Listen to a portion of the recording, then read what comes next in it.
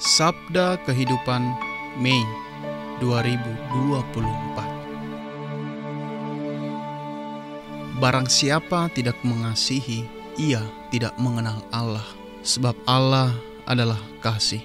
1 Yohanes 4 ayat 8.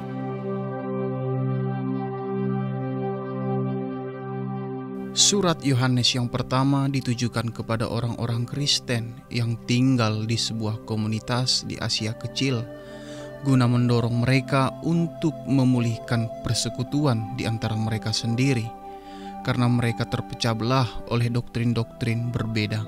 Penulis menasihati mereka untuk mengingat apa yang telah diwartakan sejak awal dari pewartaan Kristiani dan mengulangi apa yang telah dilihat, didengar, dan disentuh oleh para murid pertama ketika mereka hidup bersama dengan Tuhan. Dengan melakukan hal ini, komunitas akan berada dalam persekutuan dengan murid-murid pertama, dan oleh karena itu dengan Yesus dan Bapa. Barang siapa tidak mengasihi, ia tidak mengenal Allah, sebab Allah adalah kasih. Untuk mengingatkan kembali esensi dari wahyu yang diterima oleh orang-orang percaya, penulis menekankan bahwa di dalam Yesus, Allah pertama-tama mengasihi kita dan secara total mengambil atas dirinya eksistensi manusia dengan segala keterbatasan dan kelemahannya. Di kayu salib, Yesus ikut merasakan keterpisahan kita dengan Bapa dengan mengalaminya dalam dagingnya sendiri. Dia menyembuhkannya melalui pemberian dirinya secara total dengan mengasihi tanpa batas atau syarat. Perkataan dan hidupnya menunjukkan kepada kita apa itu kasih yang sesungguhnya. Dari teladan Yesus, kita memahami bahwa untuk benar-benar mengasihi dibutuhkan keberanian, kerja keras, dan risiko menghadapi kesulitan dan penderitaan. Tetapi mereka yang mengasihi dengan cara ini berpartisipasi dalam kehidupan Allah, mengalami kebebasannya dan sukacita atas pemberian diri. Dengan mengasihi seperti Yesus mengasihi kita, kita menjadi sadar bahwa kita menjadi bebas dari diri kita sendiri dan dari sikap mementingkan diri sendiri yang menutup pintu persekutuan dengan saudara-saudari kita dan dengan Allah. Barang siapa tidak mengasihi, ia tidak mengenal Allah, sebab Allah adalah kasih.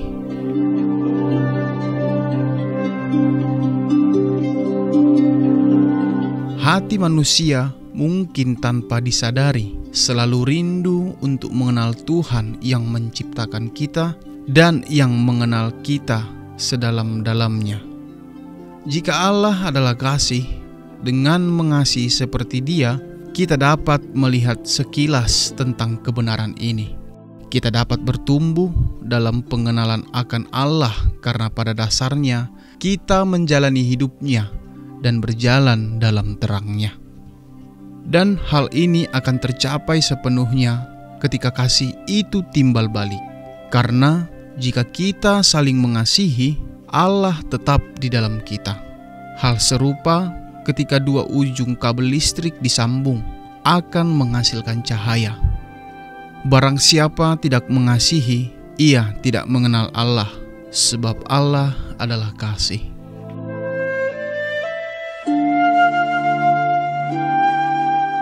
Kiara Lubik berkata, bersaksi bahwa Allah adalah kasih merupakan revolusi besar yang kita dipanggil untuk menawarkannya kepada dunia modern yang sedang mengalami ketegangan ekstrim, seperti halnya orang-orang Kristen pertama yang memberikan kesaksian tentang hal ini di dunia kafir pada zaman mereka.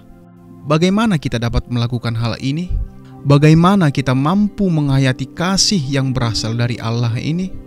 Dengan belajar dari putranya untuk mempraktekkannya. Khususnya, marilah kita fokus untuk melayani sesama kita, terutama mereka yang paling dekat dengan kita. Dimulai dari hal-hal yang paling kecil dengan pelayanan yang paling sederhana.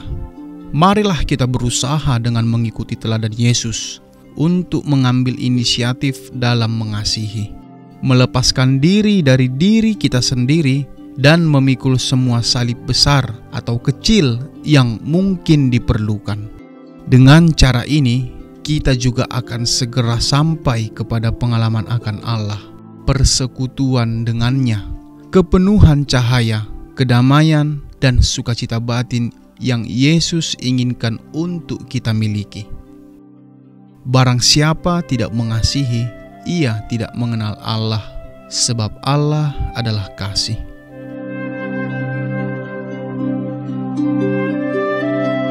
Santa sering mengunjungi panti jompo yang dikelola oleh sebuah asosiasi Katolik.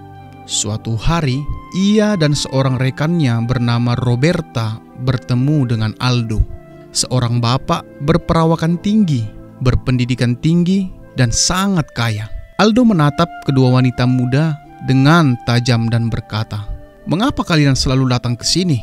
Apa yang kalian inginkan dari kami? Mengapa kalian tidak membiarkan kami mati dengan tenang?" Santa tidak patah semangat dan menjawab, "Kami di sini untuk kalian, untuk menghabiskan waktu bersama kalian, untuk mengenal satu sama lain dan menjadi teman." Mereka terus mengunjungi panti jompo itu secara reguler. Roberta menceritakan, bapak itu sangat menutup diri dan murung. Ia tidak percaya kepada Allah.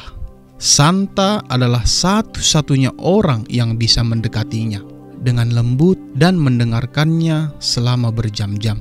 Dia mendoakannya dan pada suatu kesempatan memberinya sebuah rosario yang diterimanya. Santa kemudian mengetahui bahwa Bapak Aldo telah menyebut namanya ketika dia sekarat. Duka karena kematiannya berkurang dengan kenyataan bahwa Bapak itu meninggal dalam damai dengan memegang rosario yang diberikan oleh Santa.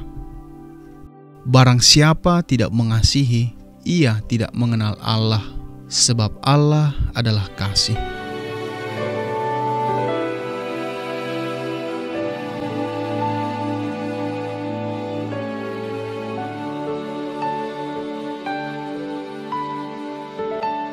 The shadows they are falling, hear the evening calling.